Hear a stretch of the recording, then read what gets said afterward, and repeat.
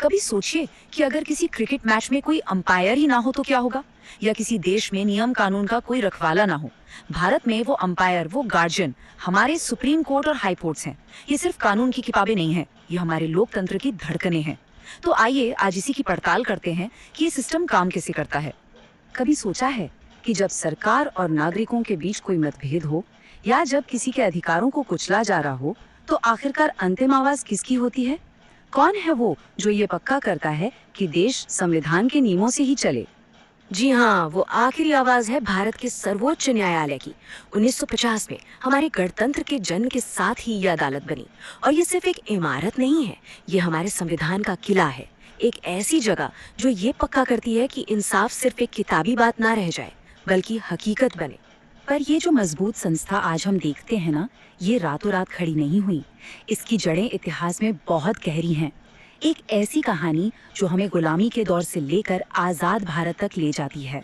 तो देखिए, ये सफर शुरू होता है 1773 में कलकत्ता की ब्रिटिश अदालतों से। फिर वक्त आगे बढ़ता है 1861 और 1935 के एक्ट्स के साथ ये सिस्टम और डेवलप होता है। लेकिन असली मोड़ आया 1950 में, जब भारत ने अपना संविधान अपनाया और अपने खुद के सुप्रीम कोर्ट की नींव रखी। ये गुलामी की जंजीरों को तोड़कर एक आजाद न्यायिक भविष्य की तरफ एक बहुत बड़ा कदम था। तो सवाल ये है कि सुप्रीम कोर्ट आखिर कितना पावरफुल है, ये ताकतें क्या है और इनसे हम सबकी रोजमर्रा की जिंदगी पर क्या असर पड़ता है। चलिए देखते हैं। तो देखिए, न्याय की इस सबसे बड़ी कुर्सी पर बैठते हैं 34 जज, जिसमें भारत के चीफ जस्टिस भी शामिल हैं। और एक बहुत जरूरी बात, इनकी नियुक्ति राष्ट्रपति करते हैं। ये सिर्फ एक रस्म नहीं है, बल्कि ये एक तरह का सेफ्टी वॉल्व है जो जुडिशरी को किसी भी राजनीतिक दबाव से आजाद रखता है। सुप्रीम कोर्ट के पास ना पावर्स का एक खास टूल किट है जिसे जुरिस्डिक्शन कहते हैं।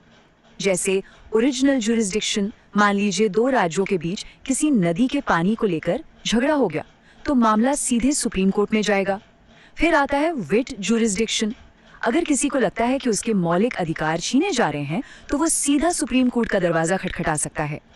एपेलेट का मतलब है कि ये निचली अदालतों के फैसलों के खिलाफ अपील सुन सकता है। और एडवाइजरी का मतलब है कि जरूरत पड़ने पर राष्ट्रपति भी इनसे कानूनी सलाह मांग सकते हैं। वाकई ये देश की अंतिम कानूनी आवाज है। और अब बात करते हैं इसकी सबसे बड़ी ताकत की, जिसे कहते हैं जुडिशियल रिव्यू। इसे समझिए सरकार के लिए एक फाइनल रेफरी। मतलब अगर पार्लियामेंट कोई ऐसा कानून बना दे जो संविधान की मूल भावना के खिलाफ हो, तो सुप्रीम कोर्ट के पास ताकत है कि वो उसे खारिज कर दे। ये है असली चेक एंड बैलेंस। तो ये तो हुई देश की सबसे बड़ी अदालत की बात। अब जरा नेशनल लेवल से जूम इन करके स्टेट लेवल पर आते हैं। यहाँ पर इंसाफ के सिपाही बनकर खड़े हैं हाई कोर्ट्स। तो फर्क क्या है दोनों में? देखिए, सुप्रीम कोर्ट जहाँ पूरे देश के मामलों को देखता है, वहीं हर हाई कोर्ट अपने अपने राज्य का बॉस है।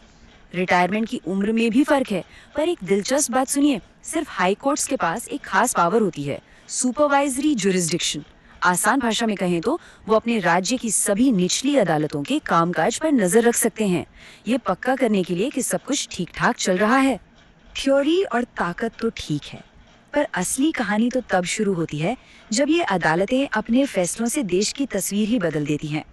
चलिए कुछ ऐसे ही ऐतिहासिक केस देखते हैं जिन्होंने आज के भारत की नींव रखी। बात है साल 1973 की। एक केस जिसका नाम भारतीय कानून के इतिहास में हमेशा के लिए दर्ज हो गया, केशवानंद भारती केस। इस एक केस ने एक ऐसा आइडिया सामने रखा, इतना जबरदस्त कि उसने सरकार और संविधान के रिश्ते को हमेशा हमेशा के लिए बदल दिया। इसे कहते हैं बेसिक स्ट्रक्चर डॉक्ट्रिन। अब इसका मतलब क्या हुआ? मतलब सीधा सा था कि पार्लियामेंट चाहे कितनी भी पावरफुल क्यों ना हो, वो संविधान की आत्मा को, उसकी रूह को नहीं बदल सकती।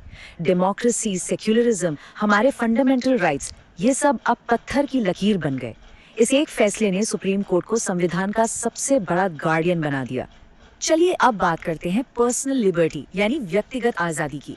मेनका गांधी केस से पहले तक ना इसका दायरा थोड़ा सीमित था, पर फिर आया 1978 का वो फैसला जिसने सारी कहानी ही पलट दी। कोर्ट ने साफ साफ कहा कि जीने का अधिकार का मतलब सिर्फ सांस लेना नहीं है, बल्कि सम्मान के साथ जीना है। और अगर किसी की आजादी पर कोई रोक लगानी है तो वो प्रक्रिया सिर्फ कानूनी नहीं बल्कि फेयर, जस्ट और रीजनेबल भी होनी चाहिए।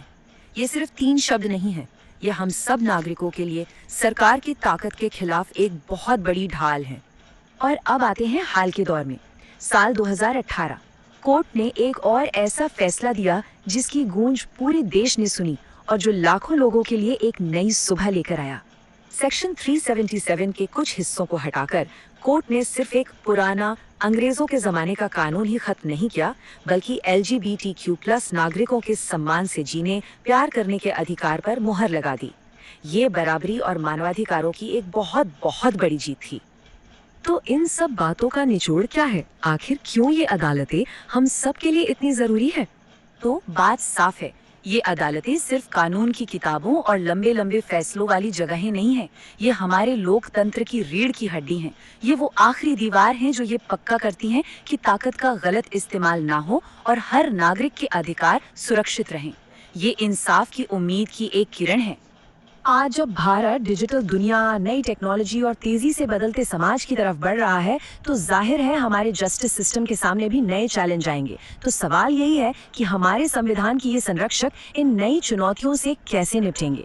ये एक ऐसा सवाल है जो हमारे लोकतंत्र के आने वाले कल की कहानी लिखेगा और इस कहानी से हम सब जुड़े हुए हैं।